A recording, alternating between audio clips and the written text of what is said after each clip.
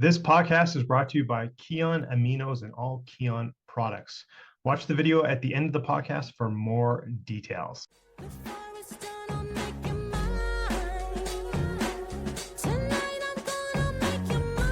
Welcome to the Deepak Saini Show.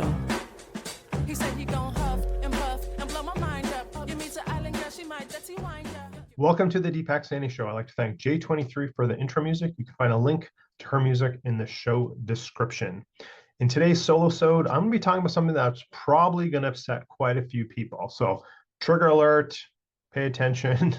A lot of people in the wellness industry, and honestly, a few of them are actually, I would consider friends of mine, but it needs to be said. Right now, there's like an explosion of menopause coaches and hormone influencers online.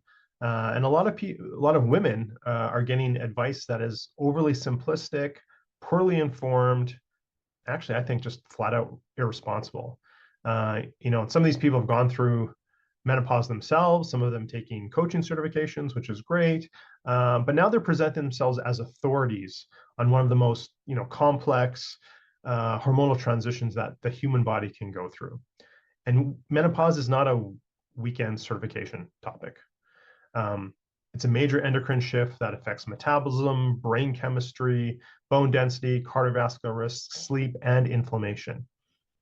Treating it like a supplement problem or a simple protocol problem does a massive disservice to women who are trying to navigate this. The reason I'm talking about this is I've been doing a deep dive research into menopause recently. And it's very personal for me right now. Right now in my life, I have over, probably a dozen women who are very important to me who are approaching this stage of life.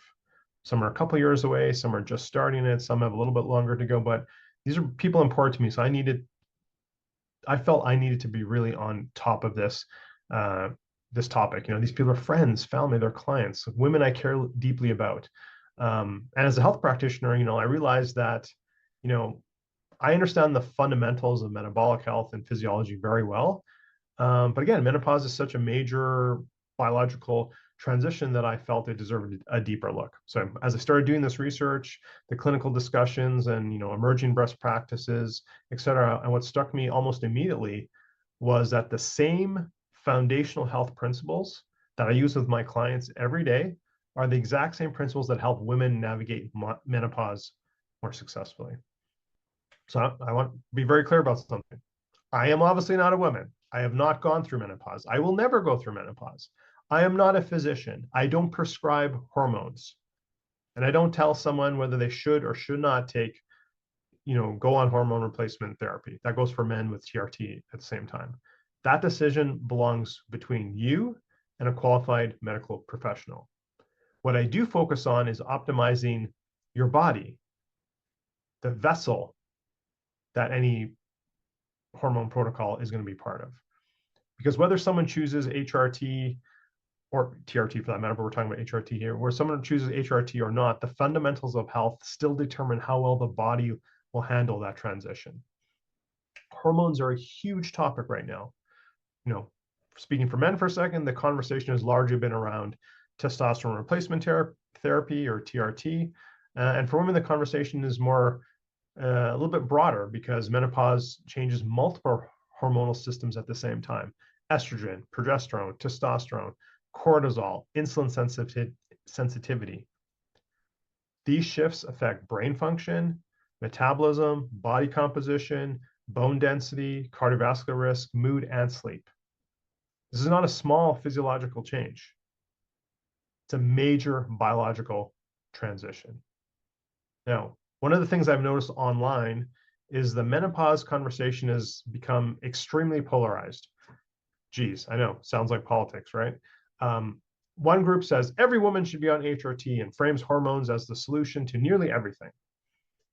The other group says no woman should take HRT and insists menopause can be managed entirely through lifestyle and supplements. Both of those positions are dangerous when they're presented as universal truths, because without data, both positions are guesswork. Hormone therapy can be incredibly beneficial for some women, and for other women, it may not be appropriate at all. But the idea that everyone should automatically be in one camp or the other is not responsible health advice. The only way to make intelligent decisions about something like hormone therapy is through proper medical guidance and understanding what is actually happening inside that individual's body. The biggest insight I've had while digging into menopause research, actually pretty simple. The pillars that drive optimal health for anyone also happen to be the pillars that determine how well someone navigates menopause. Those pillars include metabolic health, gut microbiome health, micronutrient status, sleep quality, stress regulation, inflammation control. None of those are particularly glamorous topics online, but they determine how resilient the body is when hormones start to shift. Here's something interesting. Even though I haven't specifically worked with women during menopause yet, I've worked with many women before premenopause and after the stage, postmenopause, who are dealing with the same symptoms that happen during menopause. Things like stubborn weight gain, poor sleep, energy crashes, brain fog. And what's interesting is the things that helps them have nothing to do with some fancy menopause protocol. It was the fundamentals, diet and nutrition, making sure they were eating in a way that supported stable blood sugar, getting serious about strength training because muscle is one of the most powerful metabolic regulators we have, improving sleep quality, reducing chronic stress load. And once those foundations were improved, a lot of the symptoms they were struggling with started improving as well. Now, that doesn't mean hormones don't matter. Of course they do. But what showed me again and again is that the body responds incredibly well when the foundations are strong. And that's why I keep coming back to the same message. Before chasing protocols, supplements, or any of these hormone debates, you have to get the fundamentals right. Menopause symptoms often get blamed entirely on declining estrogen. But estrogen decline doesn't happen in isolation. Many women reach their 40s or 50s already dealing with chronic stress, sleep disruption, gut dysfunction, blood sugar instability, micronutrient deficiencies. When estrogen levels decline, those underlying symptoms become amplified. Hormones didn't create the fire, they simply remove the fire extinguisher. This is where I start to have a real problem with what's happening online. Many menopause influencers jump straight to the solutions. Take this supplement, follow this protocol, buy this hormone balancing blend. And there's very little discussion about understanding the physiology of the individual woman. No testing, no metabolite data, no micronutrient analysis, no gut health assessment, just general advice delivered with confidence. There's basically 5 myths I keep hearing online. Myth number 1, weight gain during menopause is inevitable. Now, it's common, but it's not inevitable. Much of that weight gain is tied to insulin resistance, muscle loss, sleep disruption, and elevated stress hormones. Those are modifiable factors. Myth number 2, hormone therapy fixes everything. Look, hormone therapy can be incredibly helpful to some women, but it doesn't fix poor metabolic health, nutrient deficiencies, gut dysfunction, or chronic stress. Without addressing those foundations, hormones alone won't solve the problem. Myth number 3, supplements are the solution. The supplement industry loves menopause because it creates a massive market. Now, don't get me wrong, supplements can absolutely play a role, but taking random herbal blends without understanding your physiology is not a strategy. It's educated guessing at best, and probably not even that good. Myth number 4, menopause is mostly about hot flashes. Now, hot flashes get most of the attention. And trust me, it's very uncomfortable. But the deeper change includes shifts in bone density, cardiovascular risk, cognitive health, and metabolic function. The real conversation should be about long-term health, the fundamentals, not just symptom management. And myth number 5, and this is the stupidest one, there is a universal menopausal protocol. That's just bullshit. 2 women can have completely different menopause experiences depending on their metabolic health, stress load, nutrient status, gut microbiome, heck, even based on their DNA. There's no one-size-fits-all protocols. That simply doesn't work. This is exactly why my framework starts with testing. When you follow my time methodology, the T in time stands for testing.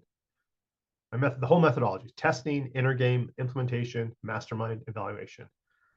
We start with testing because you can't optimize what you do not measure. And menopause is a perfect example of why generalized advice falls apart. Menopause is not a disease. It's a natural biological transition.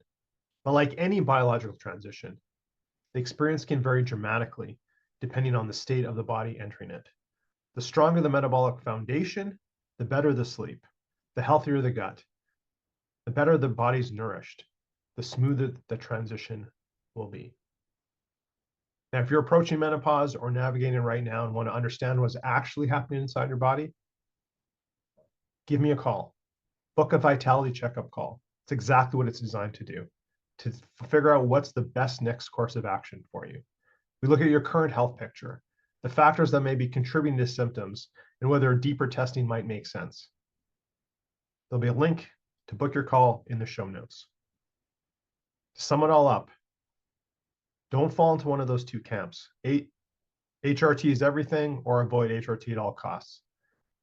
And understand that the fundamentals to long-term health, whether in your teens, your 20s, your 40s, your 50s, or your 80s, is the same. Having a strong foundational health and knowing that based on testing as a starting point goes a long way to managing your symptoms and navigating menopause. I just heard too much BS out there. Again, some of these people are my friends and I don't agree with them. Book your call. Let's get down to the root cause problem and see what's your best course of action, not what some influencer told you. Until next time, exceptional results for the exceptional you. Don't forget to check out today's show sponsor. All the links will be in the show notes. I'm going to throw it back to J23, who's going to guide us out with some music. This podcast was sponsored by Keon and Keon Aminos in particular. This is my favorite post-workout thing to do. People are always talking about you need more protein. Super important, especially as we age, as we're trying to maintain our lean muscle mass. Super important for both men and women.